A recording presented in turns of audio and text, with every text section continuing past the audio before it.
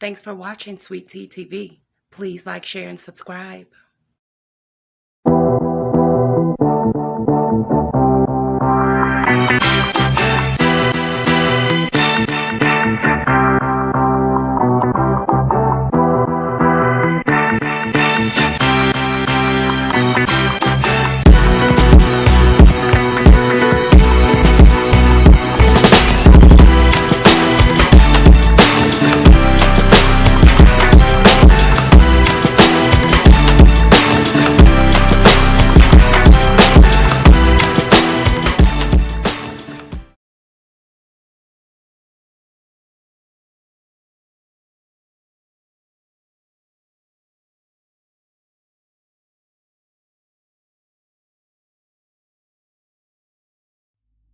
James Brown was known as the godfather of soul, and some people tend to think or believe that he actually sold his soul. So once again, guys, I've been looking into this case, and there are some things that are very, very questionable. Back in 2006, James Brown was admitted into an Atlanta hospital. His doctor, Marvin Crawford, signed James Brown's death certificate, and Crawford quoted said, "He changed too fast. He was a patient. I would never have predicted that he would have coded." But he died that night. And I did raise that question. What went wrong in that room? So my question is, who the hell was in the room with James Brown, guys? Let's dig deeper. So officially, the godfather of soul died of a heart attack and fluid in the lungs, and he was 73 years old. But in the early hours of Christmas Day, in the same year of 2006, 12 years later, his manager, his widow, his son, and several friends and associates told the news outlet, that they felt there were serious questions about his death that could only be answered by forensic investigators. The family asked for it to be investigated. They demanded it. So based on the interviews with nearly 140 people, the 3-part series also examines the 1996 death of his ex-wife, Adrienne Brown, James Brown's third wife. Although those authorities in California found no sign of foul play when she died, she was recovering from plastic surgery. But a friend stated to one of those investigators when she was questioned that she always believed that her friend Adrienne Brown was murdered. So in 2017, the retired police detective who investigated Adrienne Brown's death showed CNN the pages of a notebook that he said that a confidential informant had given him in 2001. And in those pages, which the detective said he read the first time after the CNN news outlet contacted him in 2007. The informant alleges that a doctor confessed to murdering Adrienne Brown with a fatal drug overdose. CNN found and interviewed the doctor, and the doctor denied those allegations. However, the police never opened a criminal investigation when James Brown died in 2006. But his friend Andre White and others have alleged that Brown too was also murdered. So in the hours after James Brown's death, Dr. Crawford says he recommended an autopsy. But Brown's daughter, Yamina Brown, declined that autopsy. But when Brown's daughter, so she denied the autopsy, which is very odd. So is a family member. Oh my God, these celebrities. So when she was questioned about that decision by CNN, she did not offer an explanation. Yamaya Brown, you got some explaining to do, sweetie. Why wouldn't you want to know your father's cause of death? Very, very odd, I must add. So CNN asked another one of James Brown's daughter, her name is Dina Brown Thomas, about alleged allegation that Brown's crypt was empty. She would not say whether his remains were in the crypt. The CNN investigator began in 2017 after a circus singer named Jacqueline Hollerland called a reporter to say that she had some information they might want to know about. which was Brown's death. So when they reached out to her to interview her, she stated to them that she worked with Brown as a songwriter in the 1980s and later alleged that he raped her. So after that incident in 1988, for which Brown was never prosecuted for the rape of her, Hollander stated to the private investigator that she began to save evidence relating to him and his associates. She collected numerous boxes of documents and tapes in the course of 3 decades. CNN examined Hollander's collection and also found independent corroboration for many of her claims. So the reporting involved travel through 9 states, a review of tens of thousands of pages of police and court records, most of them adding up to 1,300 pages of texts from Hollander's iPhone and the forensic testing of a woman's shoe and a mysterious black duffel bag. Okay, I don't know when iPhones came out, guys, but her old ass got an iPhone. For real, girl. Maybe she just upgraded and transferred the information. Who knows? But I'm just saying, okay? Okay, so the Reverend Al Sharpton, a close friend of Brown, stopped short of calling for an autopsy. But when he was asked in 2018 about Brown's death, he stated this, and I quote, "I've always had and still have a lot of questions, and I wouldn't mind a further investigation at all." And then now let's take a look at Candace Hurst, and she was Brown's hairdresser. She speculated in her book. She wrote a book, and she said that Brown's death did, in fact, involve foul play, and that Jackie Hollander, the former songwriter, this is the lady, guys, that I spoke about before, Al Sharpton, who claims that she started saving evidence about him. She said Candace Hurst told her a story that sounded like a confession. Hurst says that she was misunderstood and insisted that she did not kill Brown. It's impossible that the official story is true or that Brown willingly took drugs and suffered a fatal overdose. But in the chronicle of Brown's last days, his time in the hospital, and the 12 strange years since his death, many questions remain. Okay?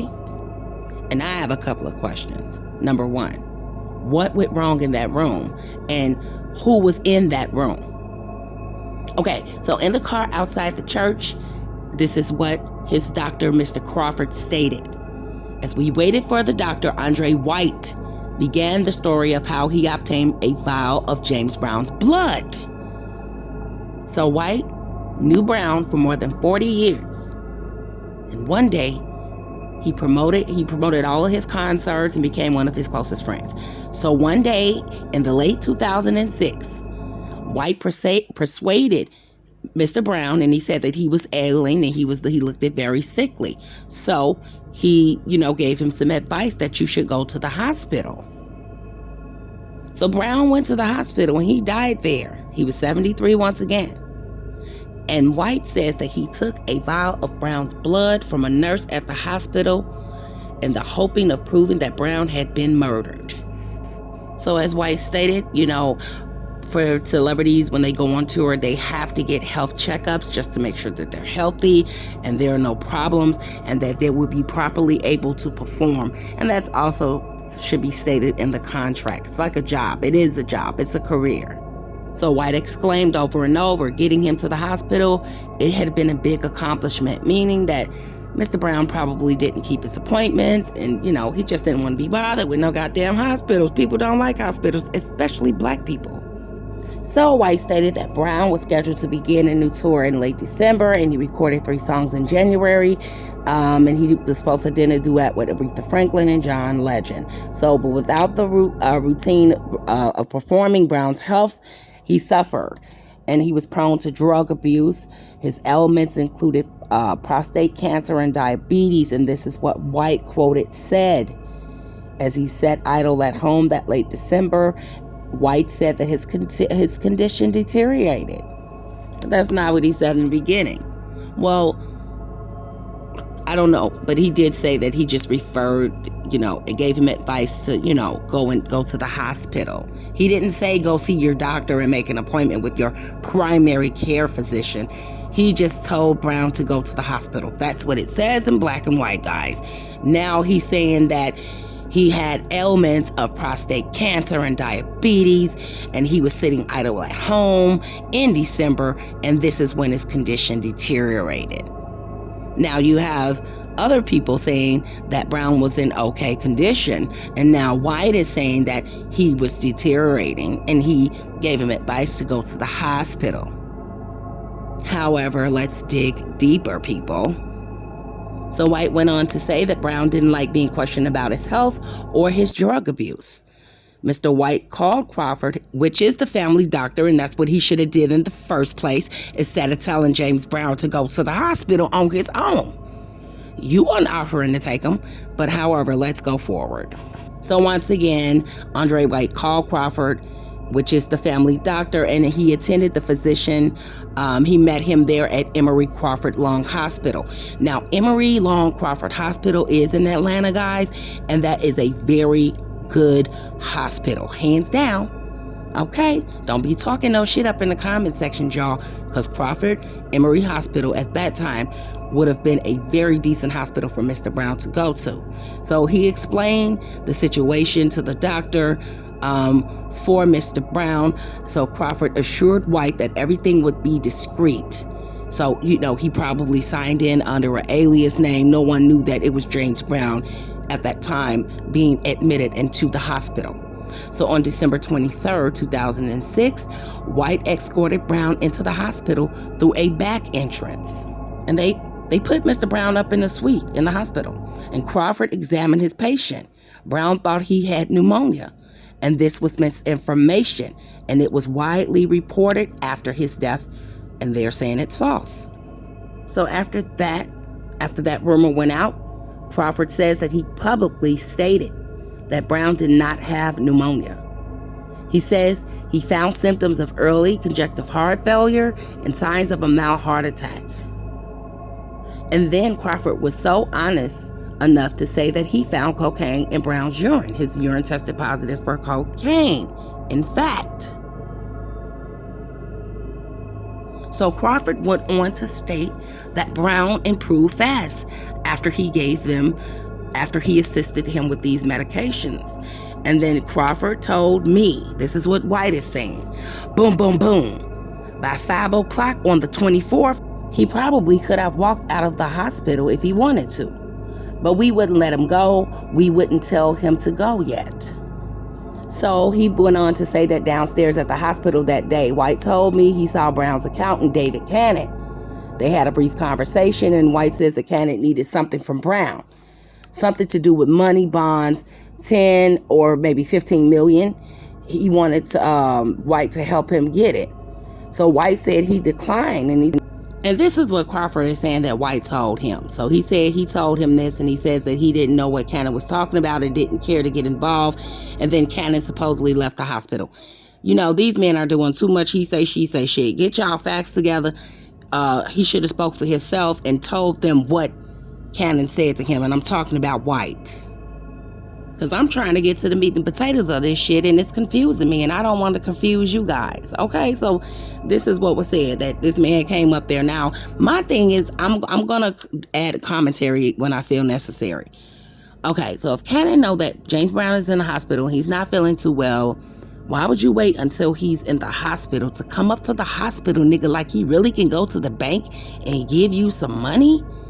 Who does that? How disrespectful of you, Mr. Cannon, to go up there and disturb that man, and he's sickly at the moment. So Crawford left around 7 p.m. to spend Christmas Eve with his family. Oh, and he begging on the holidays. That's crazy. So White said he remained in the 2-room VIP suite with Brown. And this was his personal manager he was with. His name was Charlie Bobbitt. It's too many players in this. It's too many names. So, and there was another assistant that was not named. And later on, he was named David Washington. And then it became around 10 p.m. that Brown thanked White for helping him get well and told him to go and see his family. So it does sound like to me that James Brown was in good spirits and good health at that moment, that he was able enough to tell him to go and see his family. That James Brown knew it was the holidays, man, go see your family. So White said that he agreed, but he wanted to make sure that Brown was safe. What do you mean you want to make sure he was safe? Safe from what? Okay, pay attention to the details, guys. I don't want to make this video too long, so I'll probably have to come back with a part 2. But however, I'll finish a little bit more and then close this out and come back with the rest, because James Brown's cape man just passed away. And we're going to talk about this this body being removed. Family saying that the body's in the backyard. They put cloned bodies at the funeral. There's 2 James Browns in 2 different caskets, 2 different hairstyles. Oh, and the list just goes on and on and on. But we want to get to the truth. So White says he expressed this firmly, that Brown is not to be left alone. White says he told Bobby before he left the hospital, please do not leave him alone at any time. So Crawford was asleep when the phone rang around 1 a.m. Someone from the hospital was told that Brown's heart had stopped. Doctors were trying to resuscitate him. Crawford rushed back to the hospital. By the time Crawford entered the room, the godfather was dead. I'm going to come back with the part 2, guys. Like the video, subscribe, leave your comments in the comment section. Let me know what you think about this video so far. And we're going to dig deep down the rabbit hole, guys. What do you guys think? Was it murder or was it natural causes?